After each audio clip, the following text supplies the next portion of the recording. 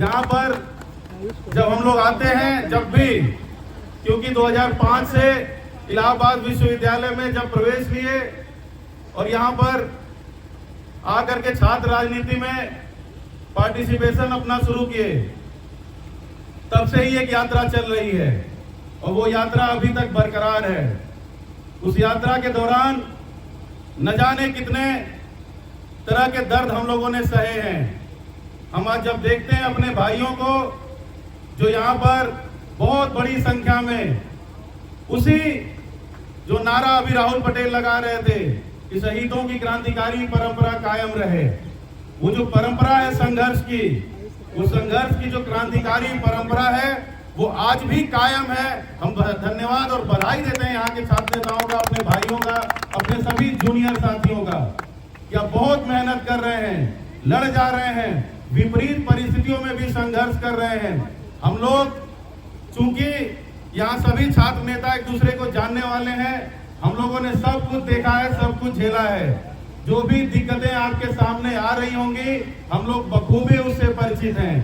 हम लोग भी जब आते थे और संघर्ष करते थे तो दरी से लेकर के पुतला बनाना, पोस्टर बनाना, पैम्फलेट बनाना और मीडिया में प्रेस विज्ञप्ति देना और गाड़ी में पेट्रोल भराना 10-20 रुपए से लेकर के वो सारी जो दिक्कतें आती थी, उन सब चीजों से हम लोग गुजर चुके हैं। इसलिए आपके सामने भी जो दिक्कतें आ रही हैं वो भी हमें पता है। हम लोग ये भी जानते हैं कि प्रशासन जिस तरह से मनमानी करता है, विश्वविद्यालय प्रशासन का फायदा उठाता है, उन्हें अपने स्वार्थ में आपके सामने ला करके खड़ा कर देता है, तब जाकर के आपके सामने किस तरह की दिक्कतों का सामना होता है वो भी हम जानते हैं भली भांति कि कैसे यहाँ संघर्ष करने वाले हमारे छात्र नेता भाई जो हैं, चाहे वो राहुल पटेल हो, अजय सम्राट हो, हरेंद्र हो या शिवबली हो, सत्यम कुशवाहा, सत्यम वाजपेयी या हमारे आयुष प्रियदर्शी, जितने भी साथी हैं, ये सब इनको निशाना बनाया जा रहा है जानबूझ करके विश्वविद्यालय प्रशासन की सह पर। ये आज से नहीं, आप घबराना नहीं साथियों, क्योंकि ये बहुत पहले से हो रहा है। हम लोग भी जब संघर्ष करते थे और जब आंखों की किरकिरी बन जाते थे विश्वविद्यालय प्रशासन की, तो हम लोग के ऊपर भी इसी तरह की कार्रवाई करके गीदड़ भपकी दी जाती थी, लेकिन कोई कभी किसी से डरा नहीं है। इसलिए आप मत निराश होइएगा।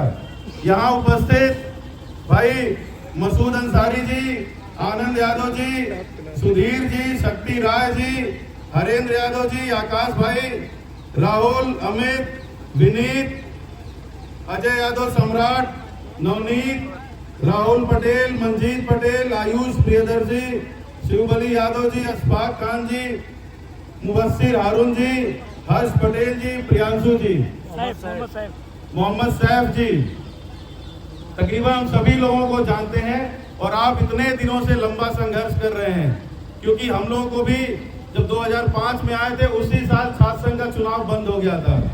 जब विश्वविद्यालय की छात्र राजनीति में प्रवेश लिए उस समय भी ये चाहते थे कि हम लोग भी, क्योंकि एक ही रास्ता है, संदीप भाई हम लोगों के साथ चलते हैं और बार बार इस बात को कहते हैं कि जो पदयात्रा हम लोग लेकर के चल रहे हैं, जो भी साथी राजनीति में आकर के देश सेवा करना चाहता है, समाज की सेवा करना चाहता है, कानून बना करके देश की रक्षा करना चाहता है, वो गांव किसान के लोगों को अगर राजनीति में आना है तो पद यात्रा से बढ़िया, समाजवादी पार्टी से बढ़िया कोई संगठन, कोई पार्टी नहीं है।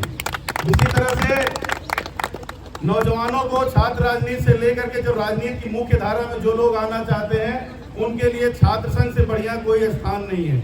इसलिए हम सब का भी एक सपना था कि आने वाले समय में हम लोग भी, क्योंकि भगत सिंह को अपना आदर्श मान करके चलते हैं, महात्मा गांधी, भीमराव अम्बेडकर, लोहिया और मुलायम सिंह को अपना आदर्श मान के चलते हैं, तो इसलिए हम लोग को भी लगता था कि राजनीति का रास्ता इसी छात्र संघ से होकर के जाता है, क्योंकि हमारे इलाहाबाद विश्वविद्यालय छात्र संघ का इतना गौरवशाली इतिहास है जितना हमें नहीं लगता कि पूरी दुनिया में किसी भी छात्र संघ का इतना बड़ा इतिहास होगा। पूरे देश में यहाँ के छात्र संघ का अनुकरण किया जाता है। खुद एक प्रतिष्ठित विश्वविद्यालय हमारा जवाहरलाल नेहरू यूनिवर्सिटी, तो यही इसी का नकल करके जो हमारे यहाँ का जो दक्षता भाषण होता है, इसी इलाहाबाद विश्वविद्यालय की नकल से वहां पर भी दक्षता भाषण की शुरुआत की गई थी जवाहरलाल नेहरू विश्वविद्यालय में। इसलिए साथियों आप लोगों से कहना चाहते हैं कि हम लोग वही हैं जो आपके ऊपर बीत रही है वो हम लोगों के ऊपर बीत चुकी है। संघर्ष करना हमारा काम है। हम लोग को पीछे नहीं हटना है और मुद्दों पर रह करके हमको अपनी आवाज को मुखर रखना है। हमको ईमानदारी से लड़ाई लड़नी है।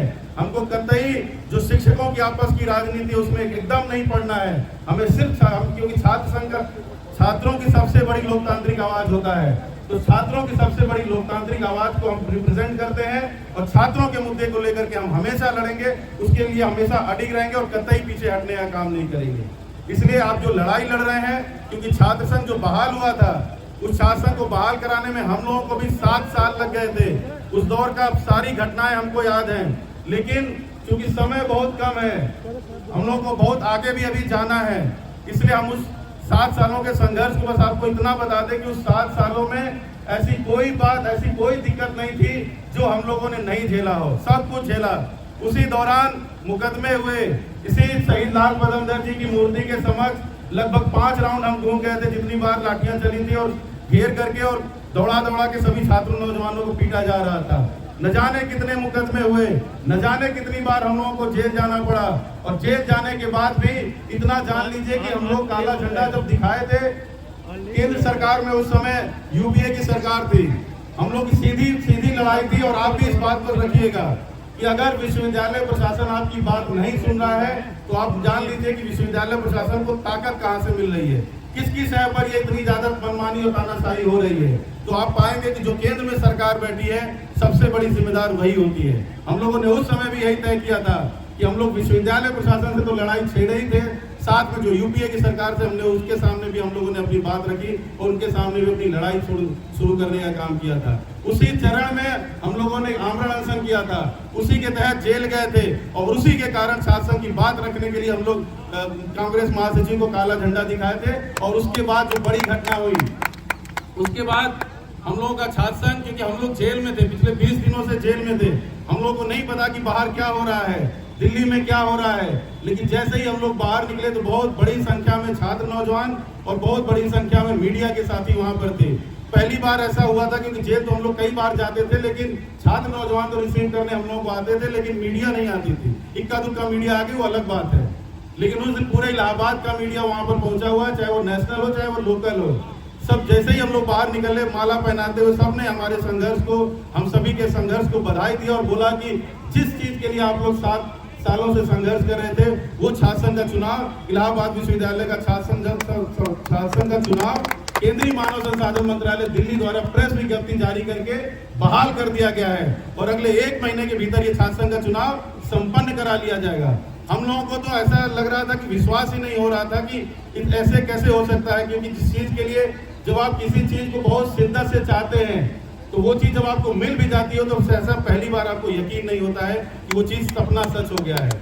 वो सपना हम लोगों का सच हो गया था, और हमारे लिए और ज्यादा भावनात्मक था, क्योंकि अगले 1 महीने के भीतर हमारी भी जो उम्र थी वो छात्र संघ चुनाव लड़ने की नहीं रह जाती। लेकिन 1 महीने का समय मिला था और इलाहाबाद विश्वविद्यालय में छात्र संघ चुनाव बहुत आसानी से विश्वविद्यालय प्रशासन चाहता तो करा देता। हमारे सामने स्थिति ये थी, हम लोग लड़ करके किसी तरह से विश्वविद्यालय प्रशासन और केंद्र सरकार के जबड़े से छीन लाए थे छात्र संघ को, लेकिन उसी छात्र संघ में हम लोग पार्टिसिपेट नहीं कर पाए, उसी छात्र संघ का चुनाव हम नहीं लड़ पाए, और वहीं से छात्र संघ चुनाव के नहीं लड़ पाने की वजह से जो सबसे बड़ा, सभी छात्र संघ के जो हमारे छात्र हैं, छात्र नेता साथी हैं, सबका एक सपना होता है किसी विश्वविद्यालय की प्राचीर, जो छात्र संघ भवन की प्राचीर है, ऐतिहासिक प्राचीर है, वहां से छात्र संघ का भाषण दे सके। वो भाषण, वो बहुत लकी लोग हैं, बहुत सौभाग्यशाली लोग हैं जिनको वहां से बोलने का अवसर मिला है। हम दुर्भाग्यशाली लोगों में से कि हमें वहां से बोलने का कभी अवसर नहीं मिला। हम छात्र संघ का अध्यक्ष बनना चाहते थे, छात्र संघ का चुनाव लड़ना चाहते थे, वो भी हमें अवसर नहीं मिला। वो जो संघर्ष है, वो जो यात्रा है, वो अभी तक चल रही है हम लोगों की, वो नहीं रुकी। इस दौरान न जाने कितना तकलीफ हम लोगों ने सहा है, न जाने कितनी चीजें हम लोगों की छूट गई, न जाने कितनी चीजें पीछे चली गई, कितने सेक्रीफाइस किए, कितनी सजा मिली, कितना ज्यादा हम लोगों का नुकसान हुआ, कहीं के नहीं रह पाए। क्योंकि ये राजनीति है और रोज परीक्षा लेती है, और राजनीति में आप संघर्ष करने के लिए जब आए हैं, जनता के मुद्दों पर आप लड़ने के लिए आए हैं, तो आपको अपने आप को साबित करना पड़ता है। और सभी साथियों, क्योंकि हम अपने घर में आए हैं, अपनी उस माटी पर आए हैं जिसका तिलक लगा के आज तक हम लोग चल रहे हैं, इसलिए आपके बीच ये कहना चाहते हैं कि 2005 से जो संघर्ष यात्रा है वो हम लोग की चलती रहेगी। लेकिन कभी कभी लगता है कि आपके जीवन से ज्यादा महत्वपूर्ण हो जाता है। आपका जो देश के लिए जो सपना है, आपका देश के प्रति जो जिम्मेदारी नौजवानों की है, वो सपना ज्यादा बड़ा हो जाता है और आपका जो स्वार्थ है, आपका जो निजी जो सपना है, निजी जो आप महत्वाकांक्षा है, वो सारी चीज आपको पीछे रखनी पड़ती है। इसलिए हम लोगों ने तय किया कि हम लोग का जो कुछ भी नुकसान हुआ, क्योंकि हम लोग सीखते किससे हैं, हम लोग सीखते हैं अपने नायकों से, जो स्वतंत्रता संग्राम सेनानी रहे, खास तौर पर भगत सिंह रहे। भगत सिंह तो इस देश को आजाद कराने के लिए 23 साल की उम्र में हंसते हंसते फांसी के फंदे को चूम लिया है। यही शहीद लाल बहादुर जी जो जुलूस लेकर के चले थे 9 अगस्त को, 12 अगस्त को यहाँ से 1942 को, तो जब जुलूस जा रहा था कलेक्ट्रेट पे, उस कलेक्ट्रेट में जब डिक्सन यहाँ पर थे, डिक्सन ने जब गोली चलाने का ऑर्डर किया तो महिलाएं, हमारी छात्राएं बहनें आगे चल रही थी, लेकिन वो बहादुर साथी शहीद लाल बहादुर जो उस समय के छात्र नेता थे, वो हमारे छात्राओं को पीछे करके अपने सीने पे जाकर गोली खाने का काम किया। हम लोग उस विरासत से निकले हुए लोग हैं। हम लोग महात्मा गांधी को मानने वाले लोग हैं, जो इस देश की एकता और अखंडता को बरकरार रखने के लिए अपनी जान की बाजी लगा दी, जान दे दिया, उन्होंने सीने पे गोली खाया है। इसलिए साथियों आपसे कहना चाहते हैं, जब हम लोग उन लोगों को देखते हैं तो लगता है कि हम लोगों का जो नुकसान हो रहा है उससे कोई वो बहुत कम है, उनके सामने बहुत छोटे हम लोग हैं, बहुत कम हम लोग अपमान और बहुत कम दर्द सह रहे हैं। क्योंकि जो यात्रा हम लोग 9 अगस्त से शुरू किए थे, वो यात्रा भी अगस्त क्रांति के दिन से शुरू किए थे। वो उन्हीं नायकों के को याद करते हुए शुरू किए थे जो 1942 के भारत छोड़ो आंदोलन के नायक रहे, जो हमारे नेता रहे, जो खास तौर से समाजवादी जो नेता रहे उस समय के, वही लोग 1942 के आंदोलन के नायक रहे। हमारे लोहिया जी, जेपी जी, मधुलिमा, ये सब उस दौर के नायक रहे हैं, जिन लोगों ने बहुत संघर्ष करके इस देश को आजाद कराया। न जाने कितना अपमान सह करके बाबा साहब ने इस देश को संविधान दिया, न जाने कितनी चीजों का सामना करते हुए सरदार पटेल ने 700 से ज्यादा रियासतों को एक करके इस देश को एकता और अखंडता के सूत्र में पिरोने का काम किया था। उसके बाद नेहरू जी किस तरह से इस देश को लेकर के चले, पंचवर्षीय योजनाएं बना करके इस देश को इस रास्ते पर ले आए और समाजवादी रास्ते पर ये देश आज भी चल रहा है। ये हमारे देश के उन महान नेताओं का धन्यवाद है, उन महान नेताओं की कारस्तानी है, जिसकी वजह से हमारा देश आज यहाँ तक सही से चल रहा है। हमें जो यात्रा निकालने की जरूरत पड़ी है वो इस बात से पड़ी है कि हम लोगों को कोई फर्क नहीं पड़ता है, सरकार बने, सरकार चली जाए, हर 5 साल में चाहे जिसकी जनता के ऊपर होता है, जिसकी भी सरकार वो बनाना चाहे बना दे, जिसकी भी सरकार वो अगर नहीं पसंद है तो हटा सकती है। लेकिन कोई सरकार अगर आ जाए और वो ये चाहे कि हम कभी हटेंगे ही नहीं, हम हमेशा बने रहेंगे, तब हमें सोचना पड़ेगा, इस नौजवानों को सोचना पड़ेगा कि ऐसे ही इस देश में इमरजेंसी लगा था और वैसे ही अंग्रेजों का शासन रहा होगा कि वो हटना ही नहीं चाहते थे। वो चाहते थे कि जो 130 करोड़ की आबादी उस पर हम कैसे शासन बरकरार रखें। ये सरकार की यही सोच है, इसीलिए तो वो हर एक जगह पर कब्जा स्थापित करना चाहती है, इस देश के संसाधनों का दोहन करना चाहती है। वो नहीं चाहती है कि कहीं से भी जो मुख्य धारा में जो कमजोर तबका है, जो वंचित तबका है, वो आ सके, और खास तौर से जो राजनीतिक शक्ति है कमजोरों की, वो राजनीतिक शक्ति को कैसे कमजोर किया जाए, छीन किया जाए, ये सरकार की सोच है। और सब कुछ सुनियोजित तरीके से किया जा रहा है, सब कुछ जानबूझ करके कराया जा रहा है, सब कुछ के पीछे एक बढ़िया लंबा चौड़ा षड्यंत्र है। क्योंकि जो कुछ भी हो रहा है हमारे आपके सामने वो आसानी से नहीं हो सकता है, और हमारी आपकी चुप्पी अगर रह गई तो ये अपने मंसूबे में कामयाब हो जाएंगे। इसीलिए हम लोग आपके सामने ये यात्रा लेकर के निकले। बहुत बड़ा संकल्प हम लोग लिए, क्योंकि हम लोग भी चाहते तो आराम से कमरों में बैठ सकते थे, घरों में बैठ सकते थे, लेकिन सीधे सीधे मर जाना ये ठीक नहीं है, लड़ते हुए मरना हमको लगता है कि ज्यादा सही है। हम लोग इस तरह से इनके सामने लड़ने निकले हैं, क्योंकि हम जब देखते हैं कि बेरोजगारी का आंकड़ा कहां पहुंच गया, क्योंकि प्रचार प्रसार पे मत जाइए, आंकड़ों पे जाइए। पढ़े लिखे लोग हैं, हम लोग विश्वविद्यालय की राजनीति से निकले हुए लोग हैं, और यहाँ पर भी जिनके बीच हम आए हैं वो सब बहुत बड़ी अर्हता रखते हैं पढ़ाई लिखाई, और किसी को का भी मूल्यांकन करने की पूरी क्षमता रखते हैं। किसी बड़ी से बड़ी सरकार, हिंदुस्तान की सरकार क्या है, पूरी दुनिया का मूल्यांकन करने की पूरी क्षमता यहाँ का एक एक छात्र रखता है। इसलिए साथियों, इस सरकार का मूल्यांकन आप करिए। जो 8% की बेरोजगारी दर है, वो हिंदुस्तान के इतिहास में पिछले 45 सालों में इतना बेरोजगारी दर कभी नहीं रही है। बड़ी संख्या में नौजवान जो बेरोजगार हो गए, 70% से ज्यादा आबादी हमारे देश के युवाओं की है। युवाओं का देश कहा जाता है, जिसपे हमको आपको सबको गर्व है। इस युवाओं के देश में इतनी बड़ी चाल अगर युवाओं के साथ करी जाए कि उनका बेरोजगारी 45-50 साल का रिकॉर्ड तोड़ रही है, उनके सामने अग्निवीर जैसी योजनाएं लाई जा रही हैं, 4 साल की मात्र योजना है।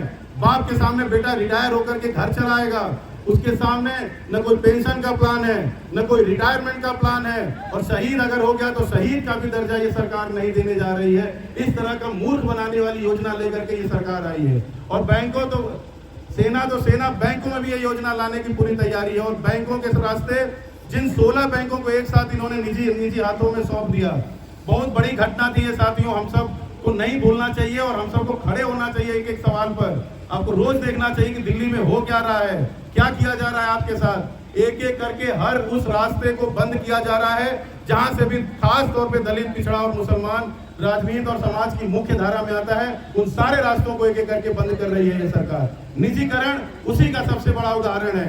एक एक करके सभी संपत्तियों को, जो हमारे देश की अमूल्य संपदाएं हैं, उन संपदाओं को एक एक करके ये सरकार बेचने का काम कर रही है और औने पौने दामों में बेच रही है। अनावश्यक जो घाटे में है उनका तो निजीकरण कर ही रही है। जो कंपनियां इस देश में फायदे में, आज तक पहली बार ऐसा हो रहा है कि जो फायदे की कंपनियां हैं उनको भी ये प्राइवेटाइज कर रही है और निजी हाथों में सौंप रही है। और अपने उन्हीं मित्रों को, कुछ चुने हुए मित्रों को, जो दिन प्रतिदिन अमीर होते जा रहे हैं, जिनका दुनिया में नाम होता जा रहा है, रैंकिंग में वो लंबी दूरी पर पहुंच चुके हैं, टॉप 3 में आ चुके हैं, उन्हीं को हर एक चीज दिया जा रहा है। तब आपको एक सुनियोजित चाल समझ में आती है कि क्यों गेल को, सेल को, भेल को, जो हमारी 9 रत्न कंपनियां रही हैं, इन्हें बेचा जा रहा है। क्यों LIC से लेकर के रेलवे से अपनी जो पब्लिक प्रॉपर्टी है उसकी हिस्सेदारी को खत्म किया जा रहा है। क्यों हमारे देश की एयर इंडिया को, MTNL को, BSNL को, सब कुछ को एक एक करके बेचा जा रहा है। हमें सोचने की जरूरत है। हम आपसे सवाल छोड़ करके जा रहे हैं कि आप स्वयं सोचिए, क्योंकि जब कोई भी क्षेत्र निजी क्षेत्र में चला जाएगा, सार्वजनिक क्षेत्र जो पब्लिक की हिस्सेदारी है, अगर वो निजी क्षेत्र में चला जाएगा तो सबसे पहले तो 2 खतरे होंगे। पहला तो ये कि नौकरी ही नहीं बचेगी, नौकरी जो निकलेगी भी थोड़ी बहुत, उसमें कोई आरक्षण का पालन नहीं होगा, यानी कि सीधे सीधे संविधान की जो सामाजिक न्याय की अवधारणा है उसके साथ खिलवाड़ करने का काम अगर कोई कर रहा है तो यही सरकार कर रही है। हमको आपको ये भी देखना है कि जो महंगाई का आंकड़ा है वो 35 साल का अपना पूरा रिकॉर्ड तोड़ रहा है। इतनी महंगाई कभी नहीं थी जितनी महंगाई आज है।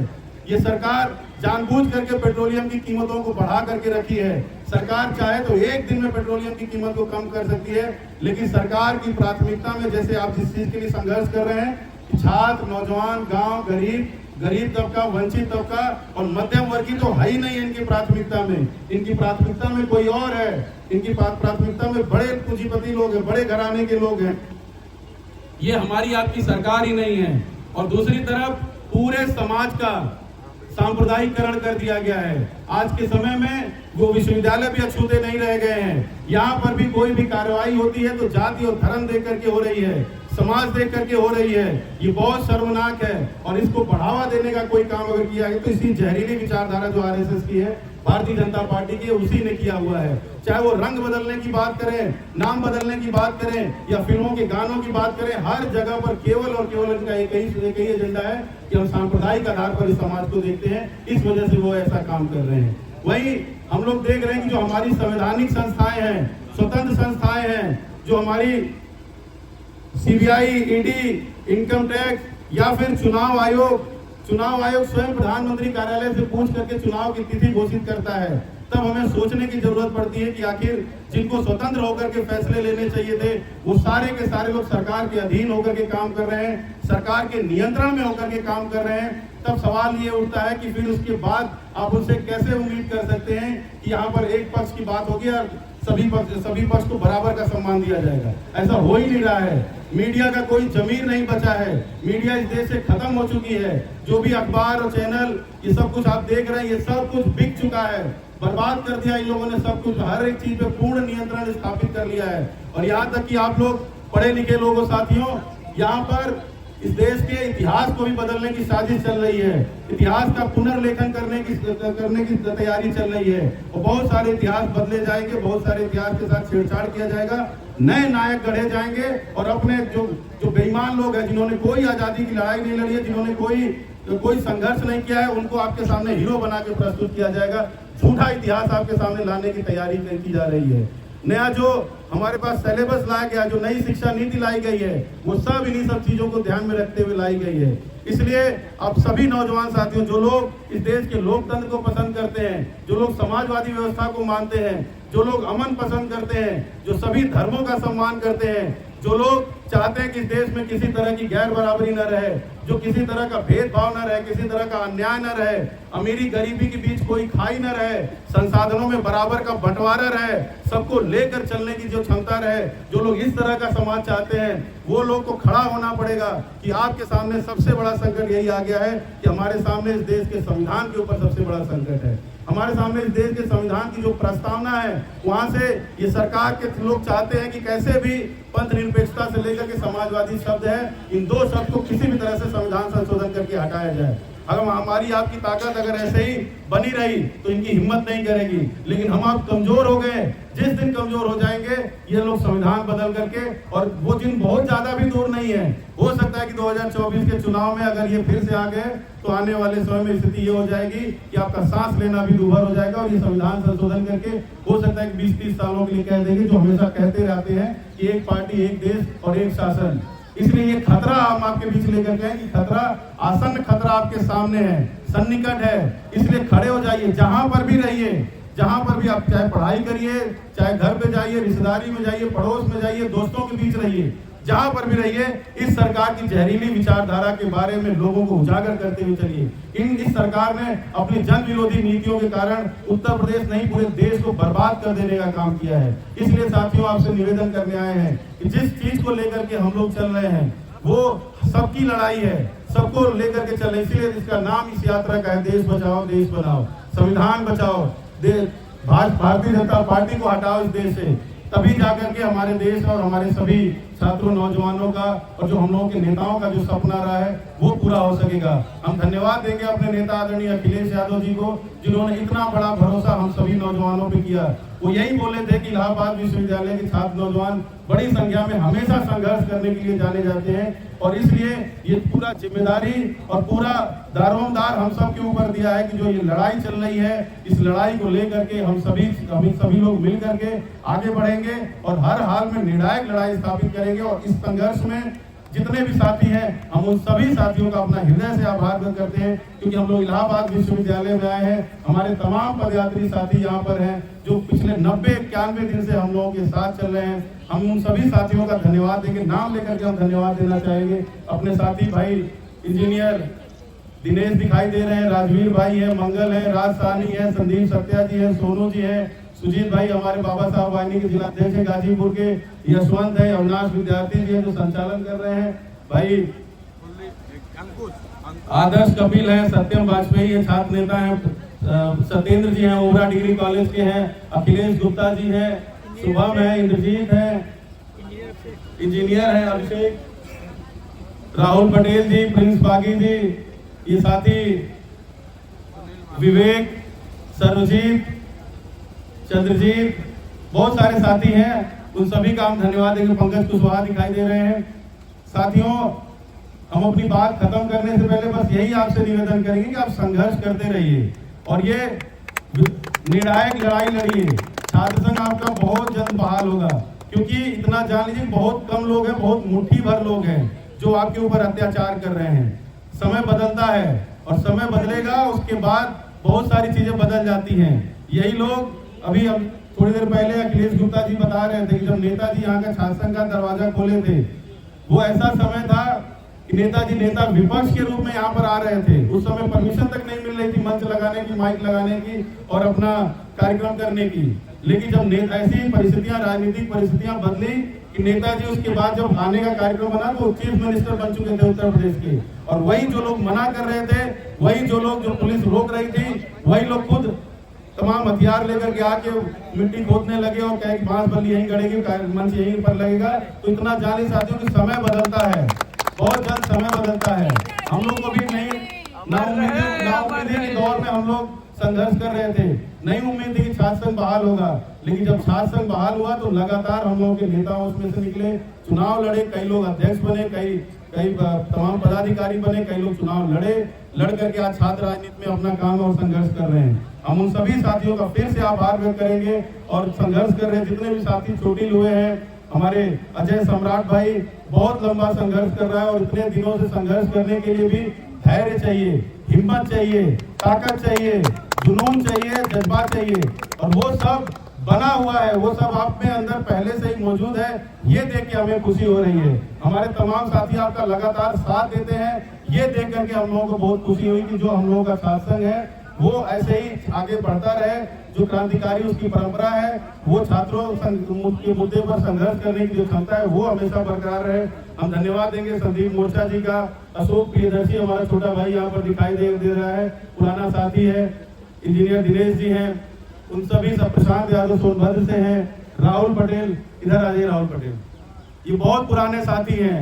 जब हम लोग विश्वविद्यालय में थे, जब साइकिल रैली यहाँ पर निकाला करते थे या फिर जो भी संघर्ष करते थे, ये सबसे तेवर वाला साथी, उग्र साथी और बहुत जुझारू साथी है। हम इनका बहुत धन्यवाद देंगे। और जैसे ही हम लोग आगे भी जो अपनापन हम लोगों का है, वो जैसे ही हम विश्वविद्यालय में प्रवेश किए, हमें लगा कि सब साथी यहाँ पर होंगे, वो लोग स्वागत तो करेंगे, लेकिन इन लोगों ने जिस गर्मजोशी और जिस आत्मीयता के साथ स्वागत और सम्मान किया है, हम बहुत धन्यवाद देंगे। हमको आप लोगों ने उठा लिया, हमको आप लोगों ने इतना सम्मान दिया है। और हम हमेशा इस चीज को, जब भी विश्वविद्यालय में आते हैं, हमेशा इस बात को ध्यान देते हैं, इस बात को याद आता है कि कैसे इतना ज्यादा सम्मान, इतना ज्यादा प्यार हम लोगों को दुलार इस विश्वविद्यालय में मिला है। कहीं पर भी, जहाँ पर भी गए हों, इसी इलाहाबाद विश्वविद्यालय से ही हम लोगों की पहचान है। जहाँ पर भी जाते हैं, चाहे भले ही हम लोग ये पद यात्रा कर रहे हैं, जहाँ पर भी बोला जाता है कि कौन आ रहे हैं, तो पता चला कि जो अभिषेक यादव इलाहाबाद विश्वविद्यालय वाले वही आ रहे हैं। तो गर्व होता है, गर्व है हम लोग को इलाहाबाद विश्वविद्यालय पर, गर्व है अपने छात्र संघ पर, गर्व है अपने क्रांतिकारी जो हमारी जो संघर्ष का जो परंपरा है उसके ऊपर, गर्व है हमको इस प्राचीन पर, गर्व है यहाँ की माटी पर। बहुत बहुत धन्यवाद, बहुत बहुत आभार, बहुत बहुत धन्यवाद।